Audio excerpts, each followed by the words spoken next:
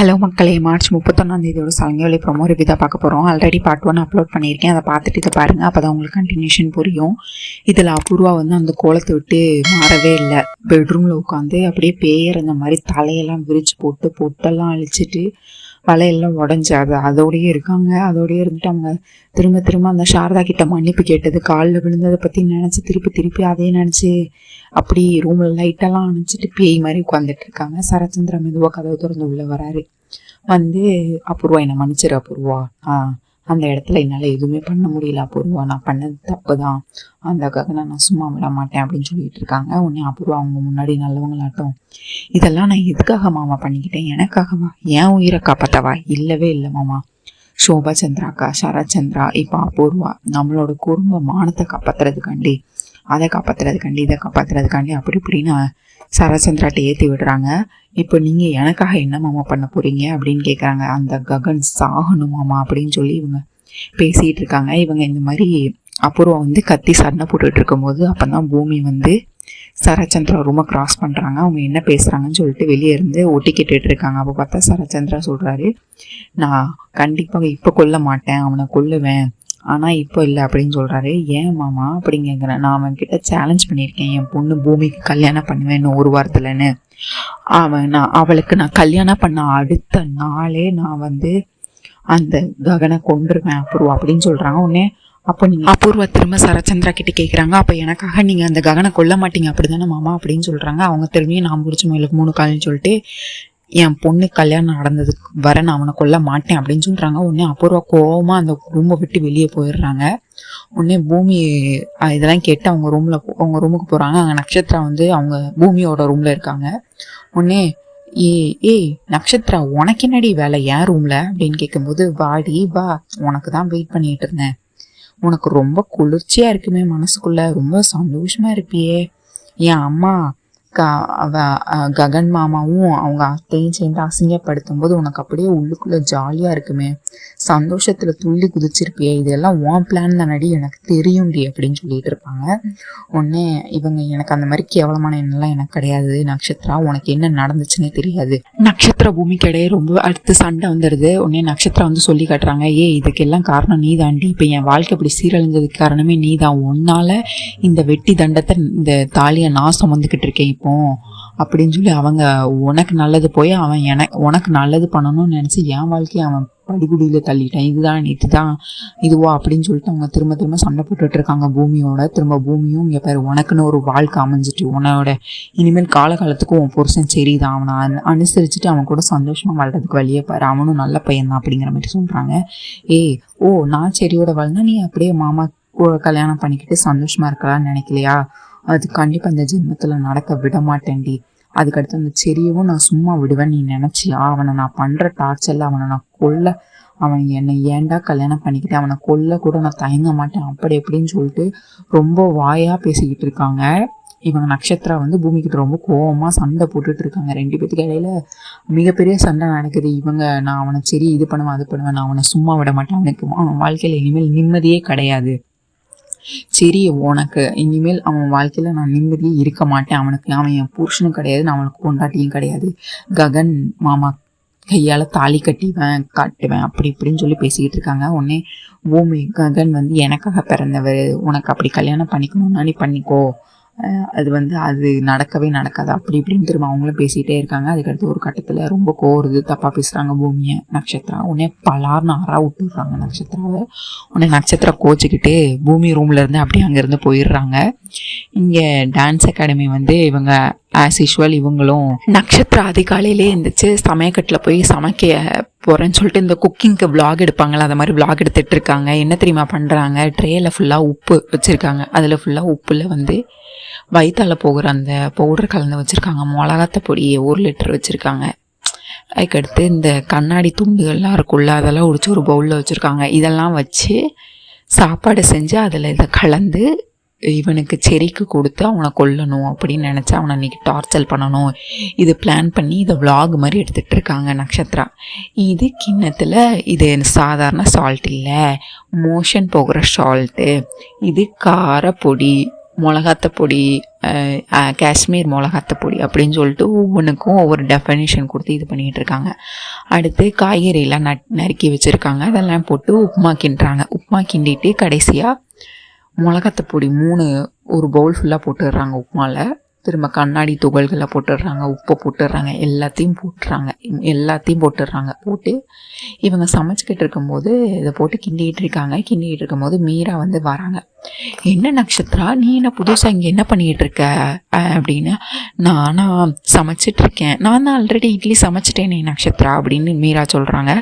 இது நான் என்னோட மாமாக்காக சமைச்சிட்ருக்கேன், சரி மாமாக்காக அப்படின்னோன்னா அவங்க ஒரே சந்தோஷத்தில், இப்படி ஒரு மருமக கிடைக்க நான் கொடுத்து வச்சிருக்கணுமே, எவ்வளோ நீ என் பையன் மேலே உனக்கு அவ்வளோ காதல், அவ்வளோ பிரேமமா, நீ எவ்வளோ மாறிட்ட, எனக்கு ரொம்ப பெருமையாக இருக்குது நட்சத்திரா, உன்னை நினச்சா நான் ரொம்ப சந்தோஷமாக இருக்குது, என் பையன் ரொம்ப கொடுத்து வச்சுவேன் அப்படின்னு சொல்லி இவங்க ஒரு பக்கம் சொல்லிக்கிட்டு இருக்க, நட்சத்திரம் ஒரு பக்கம், ஆமாம் சரிபா மாமா கிடைக்க நான் ரொம்ப கொடுத்து வச்சுருக்கணும், நானே இனிமேல் கொஞ்சம் கொஞ்சமாக மாறணும்ல அப்படின்னு சொல்லிட்டு அவங்க உங்கள் வீட்டு நடிப்பில் என் வீட்டு நடிப்பில் அப்படி ஒரு நடிப்பு நடிச்சிட்ருக்காங்க. அதுக்கடுத்து சரி நட்சத்திரம் நான் போய் அங்கே போய் எடுத்து வைக்கிறேன்னு சொல்லிட்டு போயிடுறாங்க.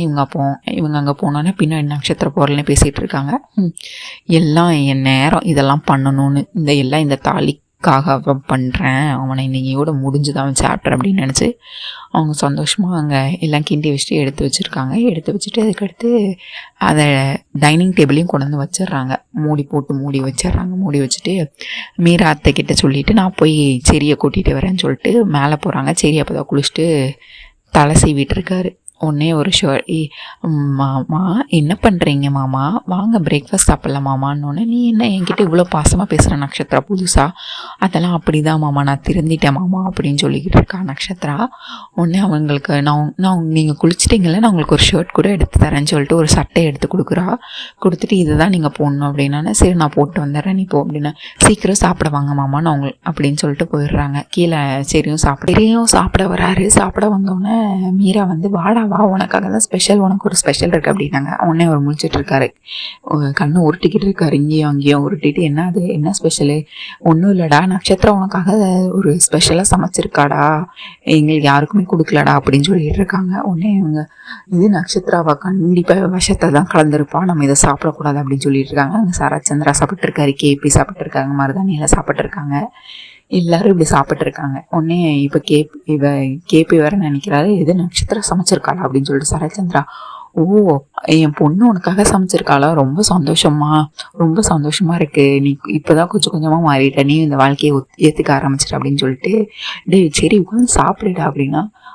சாப்பிட்லாமே மாமா, சாப்பிட்லாமே அப்படின்னு சொல்லிட்டு அவனுக்கு என்ன செய்யறதுன்னு தெரியல. சரிக்கு இப்போ சாப்பிட்றதா, அவன் கண்டிப்பாக ஏதோ விஷயத்தை கலந்துருப்பான்னு அவனுக்கு தெரியும்.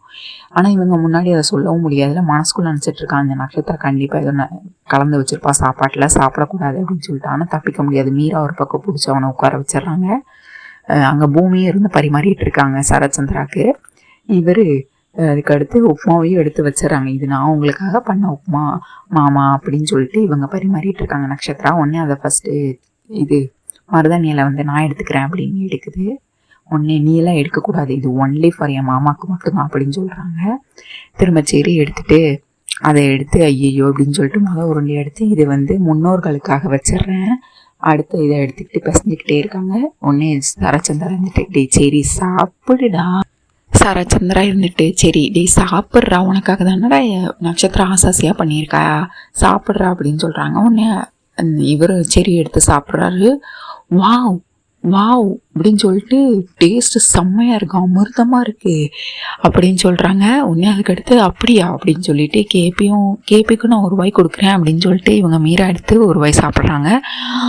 ஆமாம் தேவாமிர்தமாக இருக்கானையா அப்படின்னு சொல்லிட்டு, எனக்கு ரொம்ப பிடிச்சிருக்கு என் மருமக பண்ணது அப்படின்னு சொல்லிட்டு, இதை நான் உன் மாமாவுக்கும் கொஞ்சம் கொடுக்குறேம்மா அப்படின்னு சொல்லிட்டு கேபிக்கும் ஒரு வாய் வைக்கிறாங்க. உடனே மருதாணியில் எடுக்குது, உனக்கெலாம் கிடையாது அப்படின்னு சொல்லிட்டு சரி அதை எடுத்துகிட்டு சரியே பக்கு பக்கு பக்கு பக்கு பக்கு பக்குன்னு சாப்பிட்டுக்கிட்டே இருக்காரு. முதல்ல ஒரு பிளேட் சாப்பிட்றாரு, அடுத்து ஒரு பிளேட் சாப்பிட்றாரு, அப்படி சாப்பிட்டுக்கிட்டே இருக்காரு, நிறைய சாப்பிட்றாரு. கடைசியில் அது ஃபுல்லாகவே காலியாகவே ஆயிடுச்சு. உடனே அதுக்கடுத்து எல்லாரும் எழுந்திரிச்சு முதல்ல சரச்சந்திரன் எடுத்து கை கழுவ போகிறாரு, கேபி எழுந்துச்சு கை கழுவ போயிட்டாரு. இவங்க மருதாணியில் ஏஞ்சி போயிட்டாங்க. இப்போ செரி மட்டும் தான் இருக்காரு. சரியும் சாப்பிட்டு கை ஃபுல்லாக லிக் பண்ணிவிட்டு இப்படி ஒரு சாப்பாடை நான் என் வாழ்நாளே சாப்பிட்டதில்லை அப்படின்னு சொல்லிட்டு சந்தோஷத்தில் போய்கிட்டு இருக்காரு. சரி ஒன்றே இவங்களுக்கு நட்சத்திராக்கு தலையும் புரியலை வாழும் புரியலை. இங்கே என்னடா நடக்குது, நான் பண்ண சாப்பாடு எப்படா எல்லோரும் நல்லா இருக்குன்னு சாப்பிட்றாங்க, என்ன நடந்திருக்கும் அப்படின்னு சொல்லிட்டு அந்த முன்னோர்களுக்காக செரி வந்து அவனோட பிளேட்டில் வச்சுருப்பான்ல, அதை அந்த ஒரு வாயை எடுத்து முதல்ல சாப்பிடுவாங்க. இது நான் பண்ணதே இல்லையே, இது யார் பண்ணது, என்ன பண்ணது, இது எப்படி மாறுச்சு, ஐயோ எனக்கு ஒன்றுமே புரியலையே அப்படின்னு சொல்லிட்டு நட்சத்திரா ஒரு மாதிரி யோசிச்சுட்டு இருப்பாங்க. உடனே இவங்க பூமி என்ட்ரி கொடுப்பாங்க கையை தட்டிட்டு. என்ன நட்சத்திரா குழப்பமா இருக்கா உனக்கு, இதெல்லாம் யார் பண்ணதுன்னு, எல்லாத்தையும் மாற்றி வச்சது நான் தாண்டி, நீ சரியே பழி வாங்கணும்னு நினச்சா நான் உன்னை விட்டுருவேனா அப்படின்னு திரும்பி அவங்களுக்கு முன்னாடி வசனம் பேசிட்டு இவங்க பூமிக்கும் நட்சத்திரா வெசஸ்ங்கிற மாதிரி 2 பேரும் திரும்பி சண்டை போட்டிருப்பாங்க. உடனே இவங்க அதுக்கடுத்து டான்ஸ் அகாடமிக்கு கிளம்பி போயிடுவாங்க. அங்கே வழக்கம் போல் அங்கே டான்ஸ் ஆடி அங்கே நிறைய பிள்ளைங்கள்லாம் வந்திருப்பாங்க. பூமி ரொம்ப பொறுமையாக எல்லாத்துக்கும் சொல்லி கொடுத்துட்ருப்பாங்க. ககன் வந்து ஓரக்கண்ணாலேயே இவங்க பூமியை சைட் அடிச்சுட்டே இருப்பாங்க. அவங்களும் கண்டுக்காத மாதிரி, ஆனால் பூமி பார்க்க மாட்டாங்க, அவங்க டான்ஸில் தான் ஃபுல் ஃபோக்கஸ்டு இருக்கும்.